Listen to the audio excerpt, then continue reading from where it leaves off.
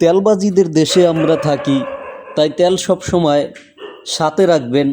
যখনই দরকার পড়বে তখনই এদেরকে তেল মাজবেন, তাছাড়া এদেশে টিকতে পারবেন না। তো পুলিশ নিজেও বলতেছে দোকান খুলবেন না, কম দামে কেন পাঞ্জাবি বিক্রি করতেছেন। তাইলে আমরা কোন দেশে বসবাস করি যে ক্ষমতার দাপটে আইসা আরেকজনের দোকান তালা মাইরা দেয়, আরেকজনের রেট নির্দিষ্ট করে দেয় যে 300 টাকার পাঞ্জাবি 4500 টাকা বেচতে হইব। আমরা এমন একটা দেশে বসবাস করি, সাথে পুলিশও তার সাথে গোলামি করতে আছে, পুলিশও কয় দোকান খুলবেন না। এটাই হইল বাংলাদেশ। এখানে মানুষ রাখবে কিভাবে?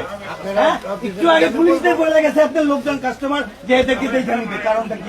এটা আইন, কাস্টমার বলছে এই যে এদেরকে খুলবেন না, আপনার কাস্টমার খুলবেন না, ওটা খুলবেন না, ওটা খুলবেন না, বলছে তো কাস্টমার, ওটা খুলবেন না। দোকান আপনাদের এখানে তেলের ব্যবস্থা রাখছে না।